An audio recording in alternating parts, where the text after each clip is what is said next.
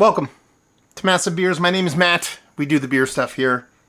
A little bit more of industrial arts up in this piece in the form of their Week 365. This is their West Coast Pilsner. Yeah, love me some industrial arts. Dig on their stuff quite a bit.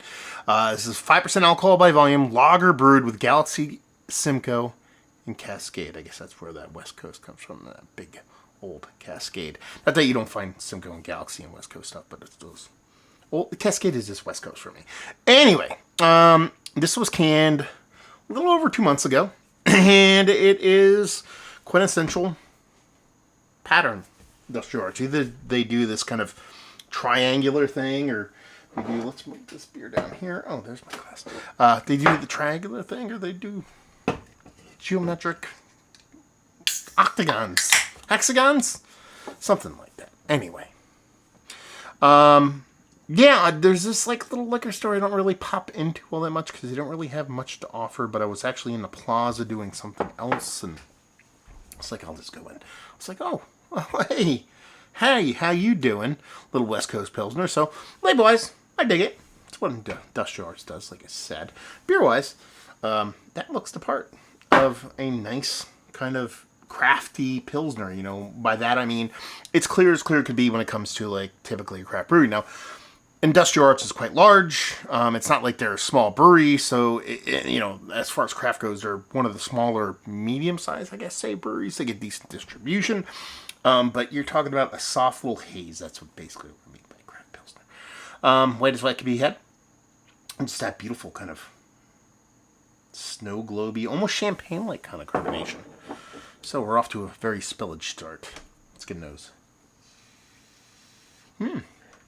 A little sulfury funk on this that I don't typically get from a lot of like Pilsner nowadays. They're usually super tight and tidy and clean. I don't mind a little bit of like funkiness. This one has a touch of like a sulfuriness in the nose. I could be mistaking that though. That could be a bittering component I'm kind of thinking is more sulfur.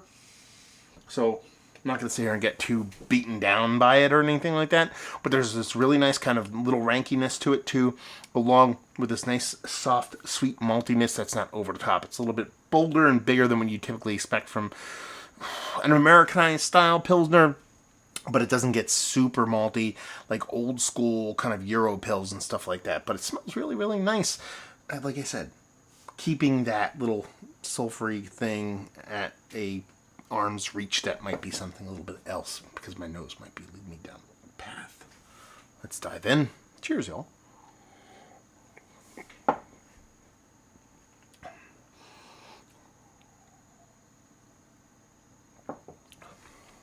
Oh, that's good. It actually is a little weedy thing that I think I was confusing with Pilsner. Or not Pilsner, sorry. With sulfur. That you can sometimes you get this little sulfury blow-off thing from Pilsners. I can get them from time to time. It's not an inherently overtly negative thing for me. But sometimes those beers can be a little bit more kind of sideways than other beers. That's not the case here. I think it is just more of like a little beastery, weedy funk that I was confusing with sulfuriness. It's really snappy. It is what the kids would say as a crispy boy. Through and through. There's a nice maltiness to it. It's there. It's not just straight on, just super neutral, nothing to show kind of Pilsner maltiness. There is a nice malt base to this. It's a little crackery, a little toasty, nothing too crazy, but you definitely get it. But it retains that ultra drinkability, that super snappiness, which is really, really cool. On the other side of things, the hops come off West Coast, but West Coast ranky weedy. Not West Coast ranky piney. Not that that's a huge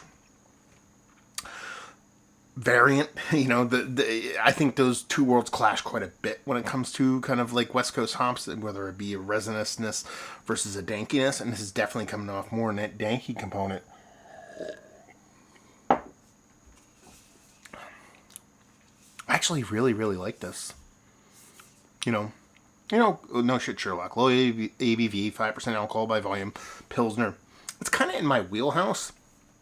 But at the same time, it's giving me quite a bit more expressiveness from both a malt base, again, We're speaking in Pilsner terms here. We're not going over the top. It's not going to be confused with being, a big, huge, over-the-top malt bomb. And the same side of things, we're talking about the expressiveness of the beer at its ABV and style. For a Pilsner of a West Coast style beer, it's really, really expressive on both those fronts.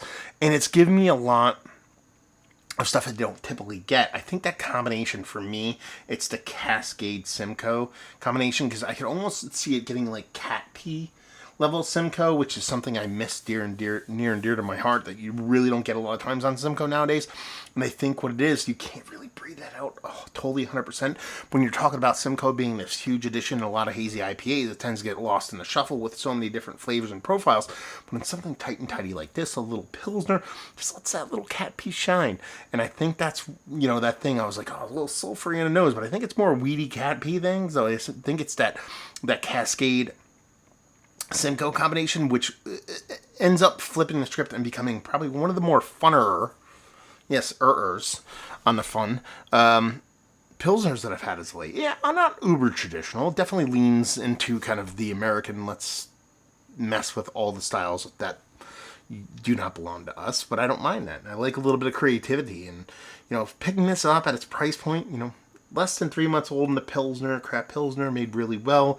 I want to say I got this for $13, $14 a 4-pack, which is kind of like decent price when it comes to Pilsner nowadays. I'm a fan. I really do dig how this kind of came off. And like I said, one of the better, more funner Pilsners I've had as of late. Is it Mount Rushmore status for Pilsners for me? Yeah, actually I think it is. Especially as of late. Not of all time, but as of late, it's definitely one of the cooler ones I've had, and that's a very, very fun thing. Value and availability, like I said, I don't know what the price point is from the brewery or whatever, but I picked it up for $14, let's say 14. And at that price point, I really have no issues with that off a shelf, and leave you with, if you like what we like this. If you like... It's like I reviewed a beer from another brewery that I was like, it was their New Zealand Pilsner, and I thought it was more like a West Coast Pale Ale, but they call it New Zealand Pils. This is 100% Pilsner, but it's bringing me a lot of these danky old school vibes. So if you like old school Galaxy, you like old school Cascade, you like old school Simcoe, and you like them in a really, really fun package, I think you'd really dig on this. I really do. So there you go. Review in a box. Hopefully you guys enjoyed. Industrial Hearts. Have you been to their old brewery, which by the time I post this, they are no longer there? Have you been to the new spot over in Beacon? I have not been yet. I really want to go. Check it out. Let me know all that fun stuff. What's your experience in Industrial Arts? Have you had this particular beer? All that fun stuff down there. So hopefully you enjoyed the review. Hopefully enjoyed a little bit of a, little West Coast Pils up in this piece. Hopefully see you next time. Cheers, y'all.